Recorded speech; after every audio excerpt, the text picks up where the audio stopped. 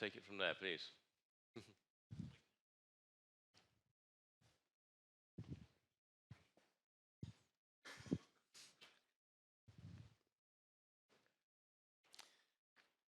Hello, good afternoon. It's a pleasure to be here again. It would also be great if I could have a clicker so we could use the slides.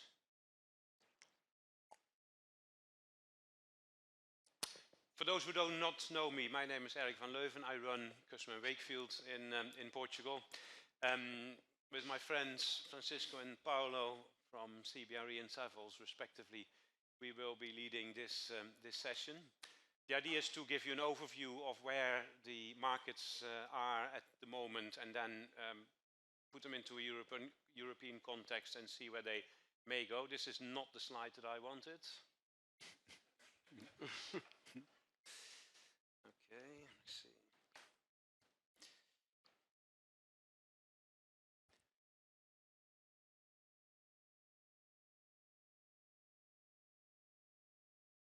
There you go, that's what I wanted. So, we're going to talk about how real estate is changing fast, and as in previous years, we have divided the presentation in 3 parts, but we've slightly changed the setup this time. We've called it work, live, and play.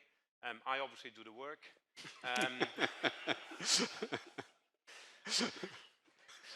Paulo lives and Francisco plays.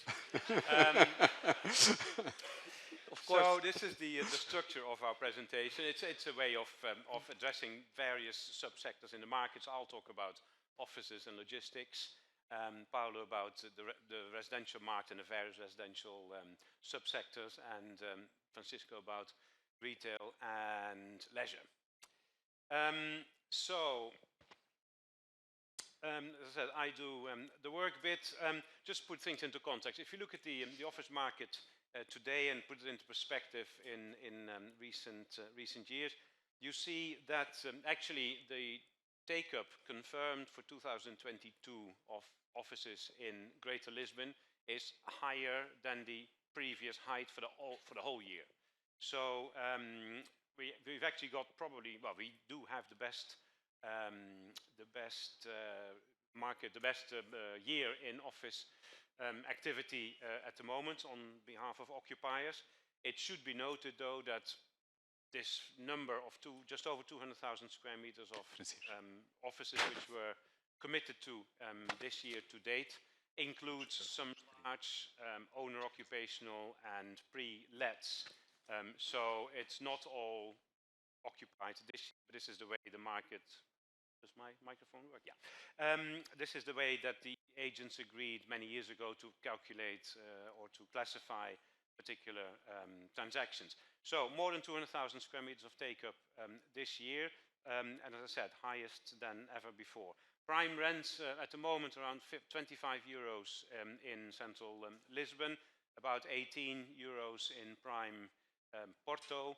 And I think we all feel, the people who are active in the market, that there is a lot of demand and there's actually not a lot of supply available at the moment. If you look at the supply, the vacancy is about 6% or just under 7%. But it should be noted that a lot of that is actually in stock which is quite outdated, and a lot of it is in out-of-town locations. There are, of course, lots of intentions to build new offices. About 500,000 square meters are on our radar in total.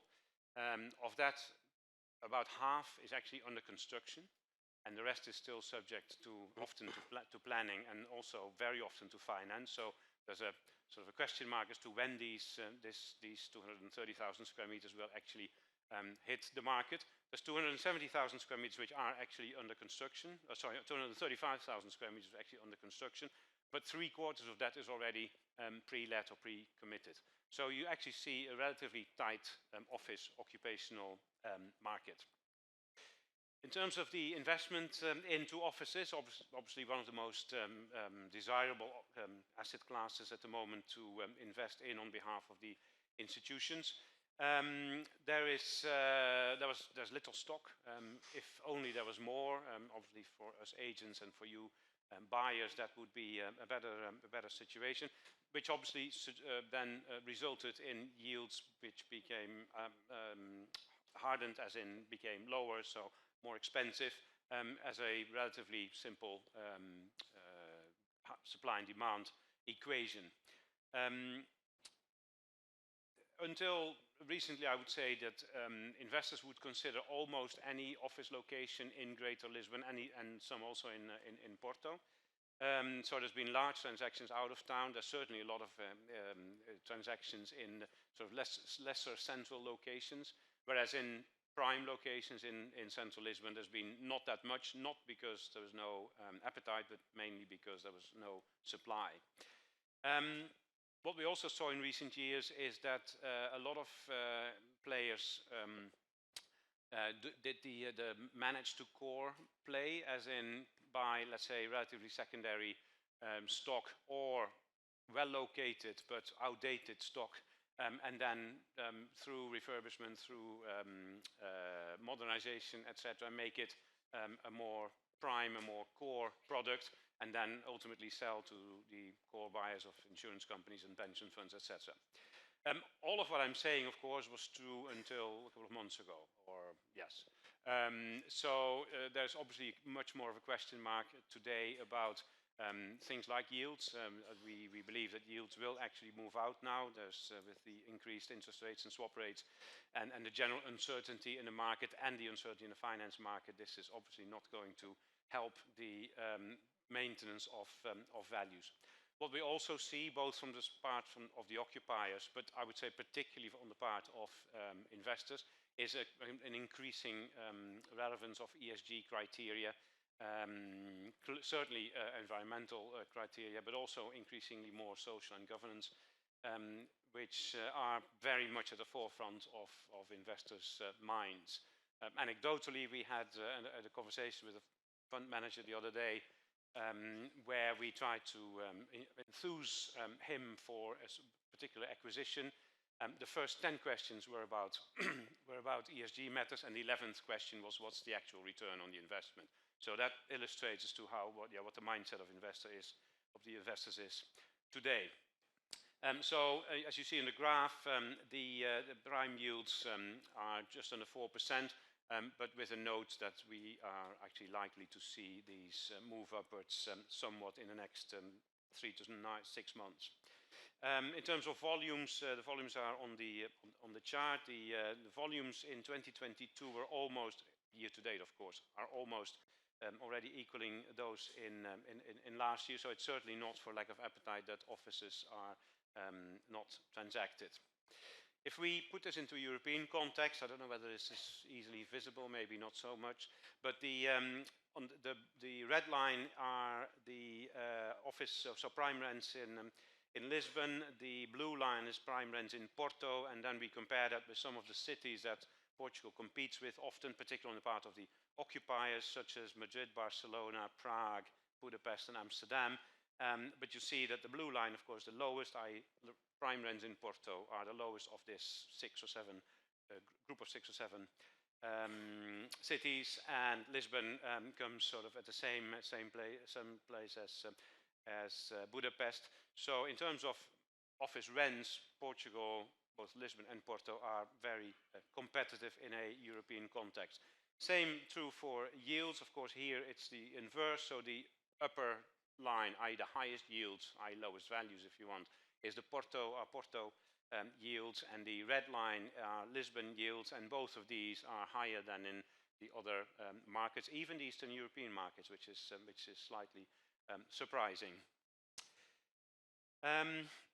Offices, of course, are occupied by people who work in offices, and so we looked at the occupation at the moment of offices in various locations.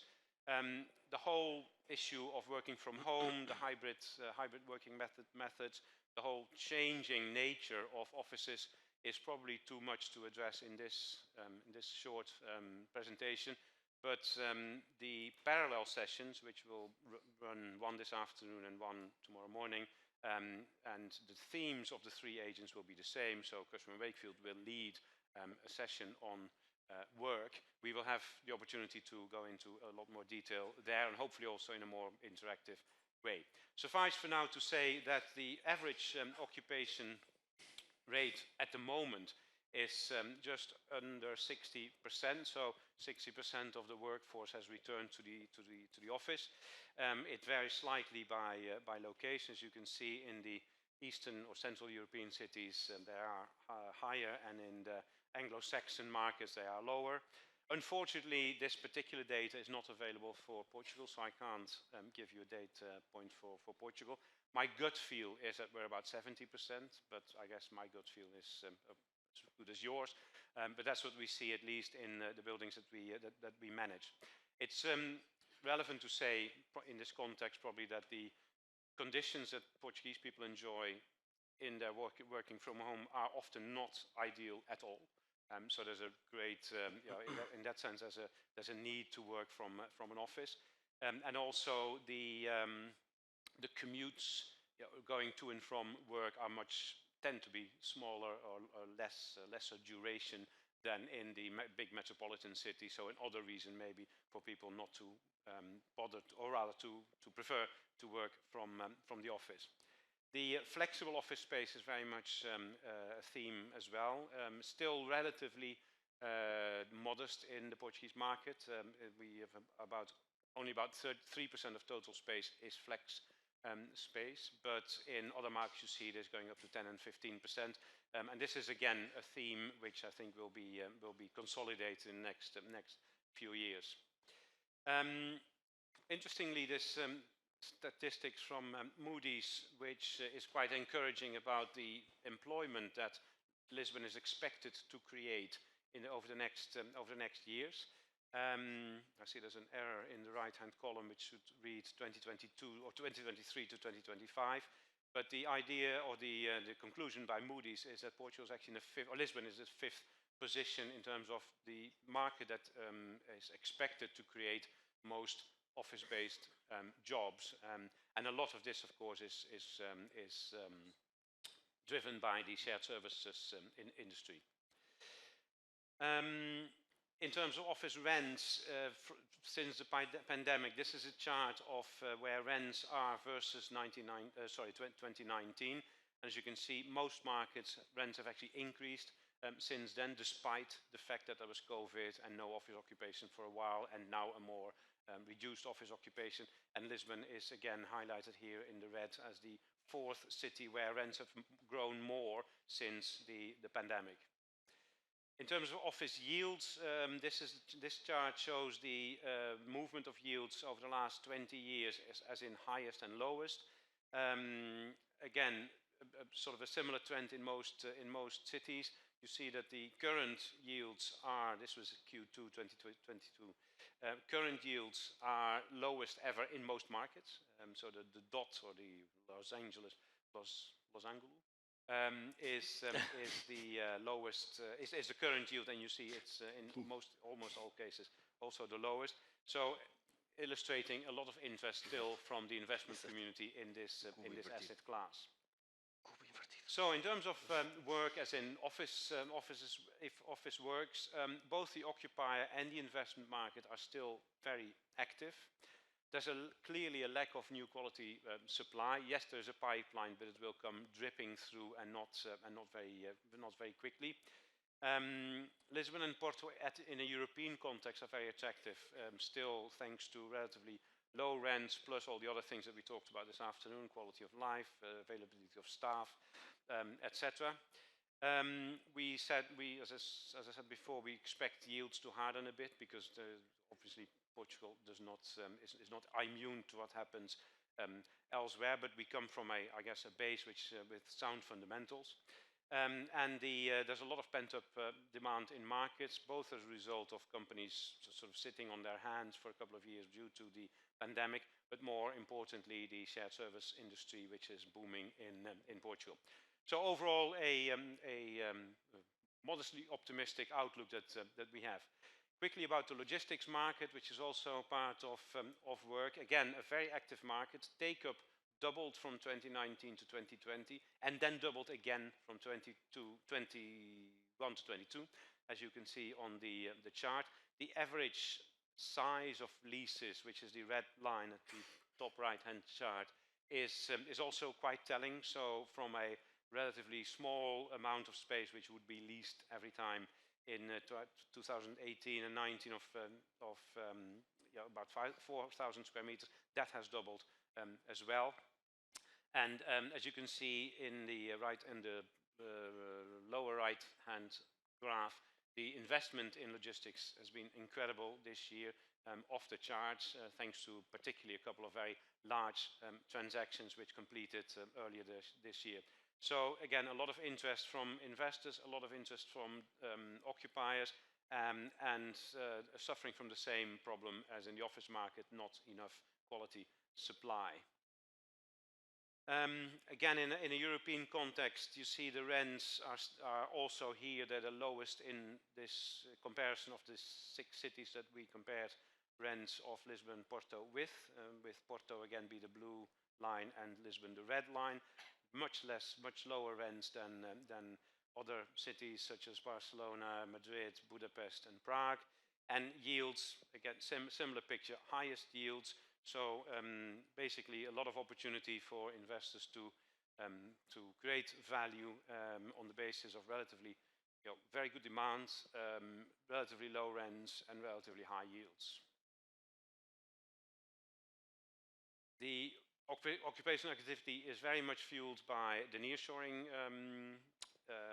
phenomenon, which Pedro referred to earlier in his presentation.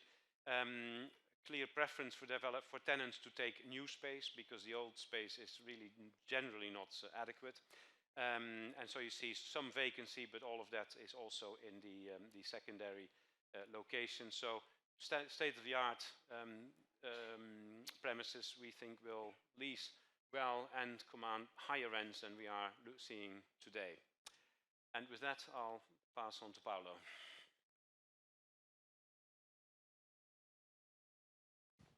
Many thanks, Eric.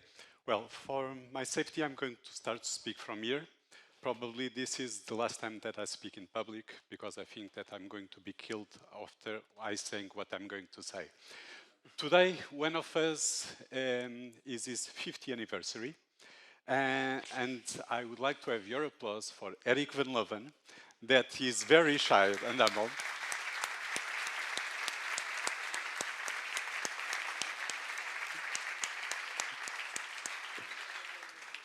He's paying the dinner and the drinks by the end of the day. Like in residential, you need to add VAT to the age that I mentioned to get the real age. So, going to the live, let's live what's going on. Sorry. So, we are aware that the consumers are increasingly more demanding. They know precisely what they want. They want products that didn't exist in the past with a different configuration from the one that we've been seeing up till here. So knowing this, the residential market must be in accordance with this consumer that is demanding, innovative, and is creative on the choices that they are looking for. When we look back in the last 10 years and we compare the family housing stock, we realized that there was a growth in the last 10 years from 2011 up to 2021 of 1.9%, which compares in the previous 10 years with an increase in 12%. We realize as well, and we can see that in the chart on the top, that the evolution in the family houses was superior to the evolution on the family housing stock.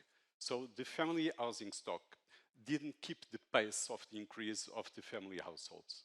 It's important to realize as well that we need to see how was the evolution of household composition in Portugal.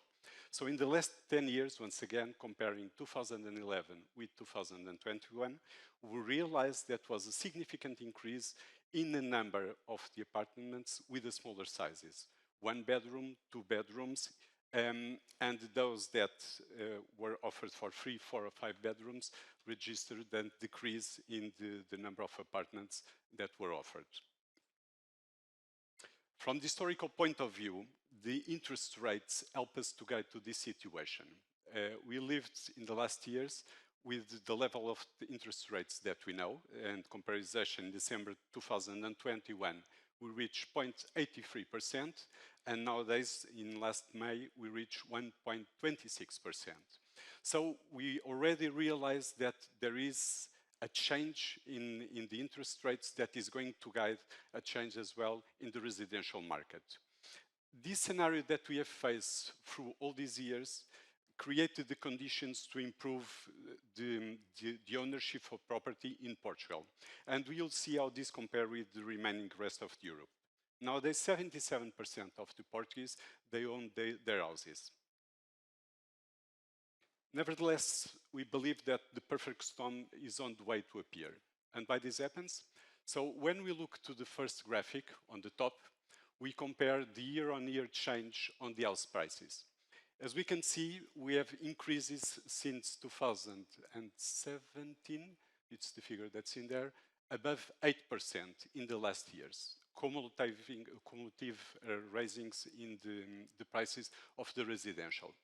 Nevertheless, when we look to the salaries, a year-on-year change, we notice that from 2017 it was between 1.7 and 3.6%. So the average Portuguese is not allowed to buy the apartments that are being constructed in Portugal. And Mr. Pedro Cizia Vieira mentioned about this.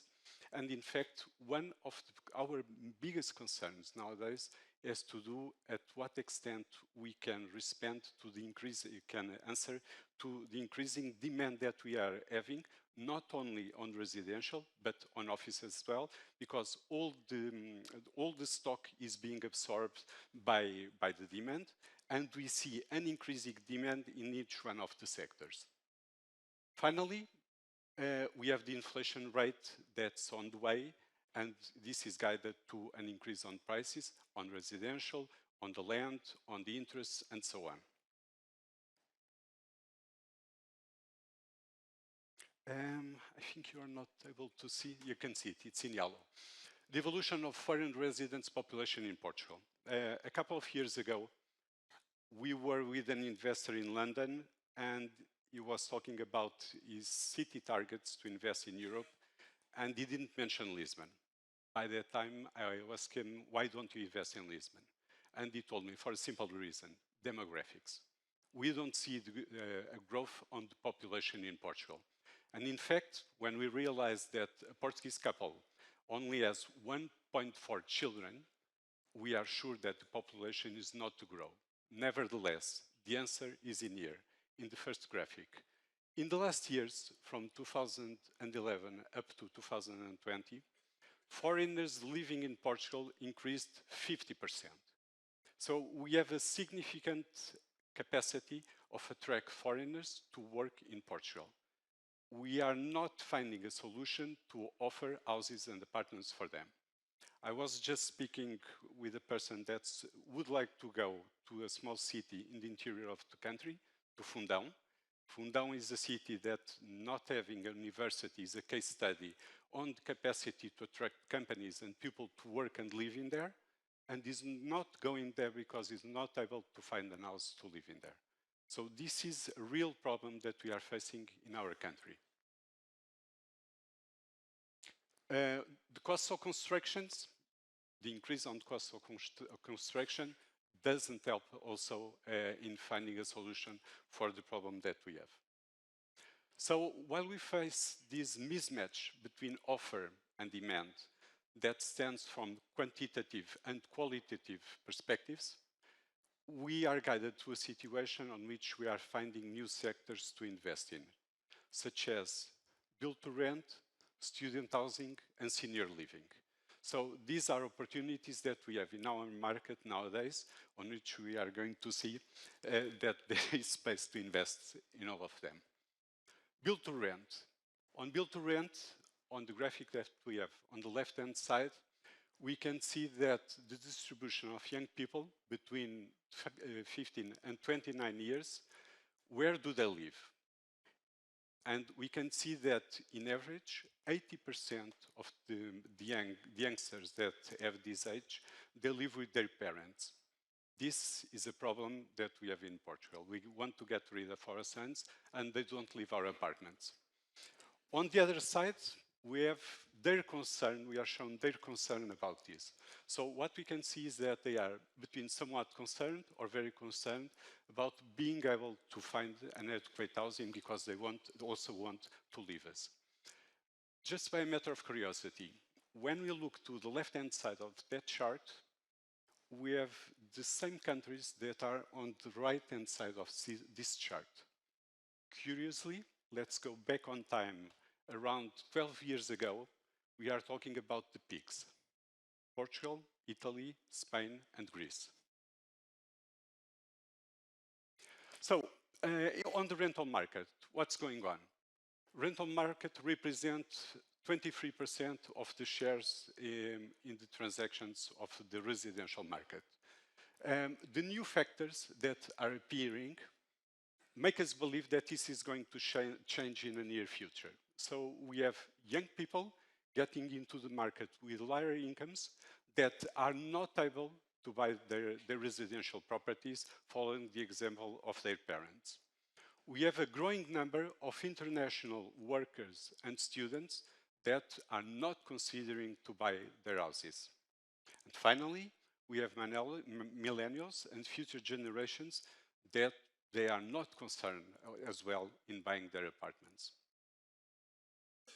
So within this, in a context that we have the rising inflation, supply chain, what we see in the investment in Europe in the last years, from 2013 to 2022, is that almost 50% of the investment guided by the major investment corporations in Europe are towards residential and multifamily. Alternative investments and multifamily. In Portugal, we don't see nothing like this. So there is a great opportunity for us in our country to invest of these areas once there are created the conditions from the market to do it. Which are the main challenges to build to rent? Well, first of all, build to sell. He spoke 16 minutes. I'm just on 4. So BTS, every time that some of you that are real estate developers and are constructing resi properties considers to make BTR, you are offered the proposals to acquire the apartments that you are considering to create. That makes you change your mind, and by the end of the day, you make BTS and not build to rent. So this is one of the major reasons, and especially the funding is completely different because by the end of the day, you get the funding from the purchasers of your apartments. You don't need to get finance. It's much easier. You have pre-sales of 30, 40, 50%, so you cannot compete with BTS. Apart from this, you have the traditional banking history on which it doesn't compensate when you compare the commercial rent of renting an apartment and the financial rent one with each other. By the end of the day, you have no compensations to rent a property. You rather prefer to acquire it if it's possible. Land costs. We need a price that is lower to make BTR. Another problem that we have to make BTR is because everyone is trying to make BTR in the wrong locations. Is not in Avenida Libertad, it's not in Avenidas Novas that you are going to make BTR. You cannot make it with these prices. This makes me remind on the first time that investors come to Lisbon to make student housing, we were telling them it's not in Lisbon that you are going to make student housing, it's in Porto. And within this context, we sold more than 100,000 square meters in Porto for student housing because we didn't have price on the land to match the equation to make student housing. This stands for build to rent as well. Construction costs, legal framework, licensing process, it takes lots of time. So these are the conditions that are preventing us to make BTR. On student housing, we have around 400,000 students enrolled in universities in Portugal. We have 7,000 beds on PBSA supply. 233,000 of the students are displaced. We have 5,800 beds between Lisbon and Porto, imbalanced supply. So most of the times when people are concerned because we have in Porto a capacity to offer 3 or 4% of the demand, we laugh about this because there is still a market. We just saw the news with the opening of the universities that there is a big demand for apartments from students and teachers as well, and they are not able to find a solution for it. On senior housing, dedicated to Eric van Leuven, so 23.4% of Portuguese population is above 65 years. I'm going to manage it in 49 seconds. 1,800 public institutions, 740 private institutions, only 100,000 500 user capacity. And we are talking about only our market, the capacity to attract other users from Northern European markets to come during the winter time to Portugal is significant. So we have a big space to improve all these areas, and we strongly believe that there is a great opportunity to invest in living in Portugal. So I still have 30 seconds. Thank you very much. Merci, man. Well, Paulo and Eric, thank you very, very much for virtually leaving no time for me. So the 30 minutes was for the three of us, by the way. So I will show you how CBRE can be very, very effective in making a presentation compared to the competition. Let's play a little bit. So 2 years of restrictions on the pandemics plus increased savings result in happiness revenge. So this is, I guess people around my age remember Cyndi Lauper in 1983 singing "Girls Just Wanna Have Fun." I think we now all want to have fun.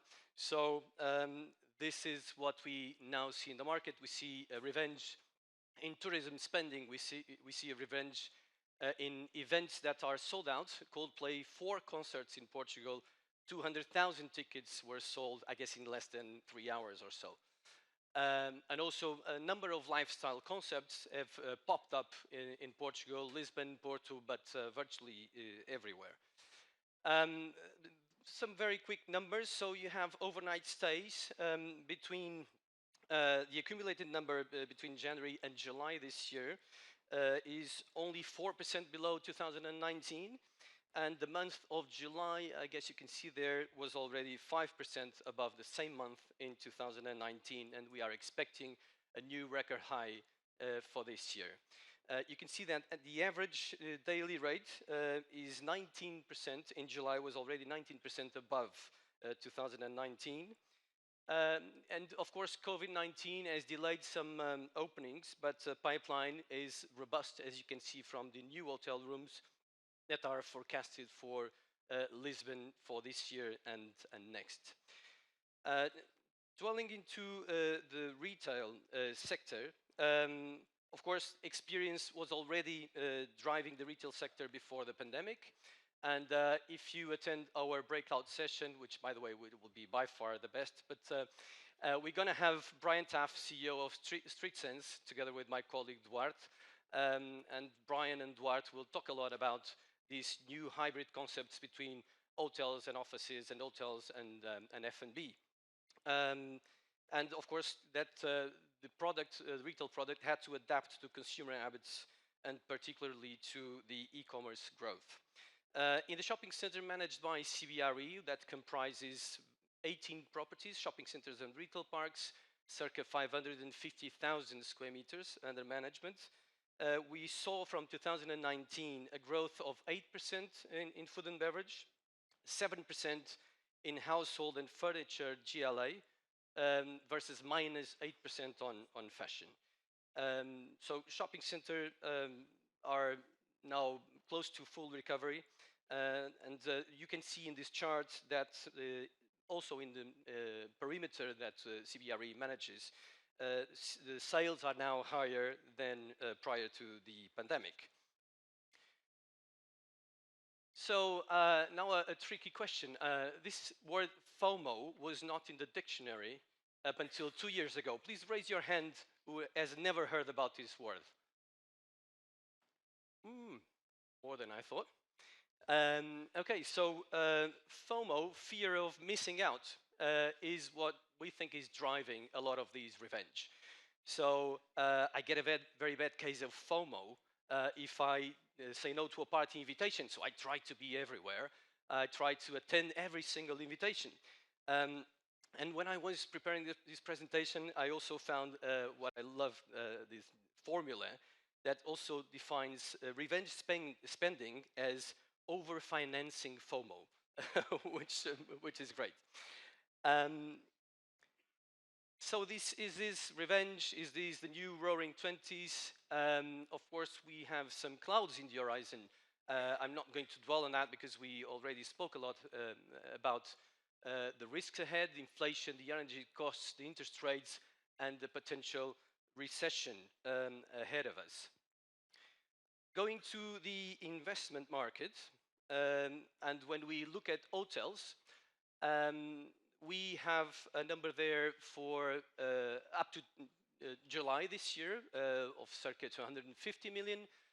Actually, and I guess most of the people in the room know that there was a significant transaction that was already signed in August, and there's potentially another one which I cannot comment on, but that may take this number to 1 billion or even slightly more, which will make the hotel sector responsible for a third in the overall investment volumes for Portugal this year. So proving that the Portuguese hotel sector is effectively very resilient. Looking at retail, of course, the numbers are much smaller. Investment in shopping centers prior to the pandemic normally comprised the bulk of the investment turnover. Now, of course, they were impacted and hit by COVID-19, and it's not the same. So the number we see there, again, is not probably going to get much higher than the 200 million, which will be roughly less than 10% of the total volume for the market this year.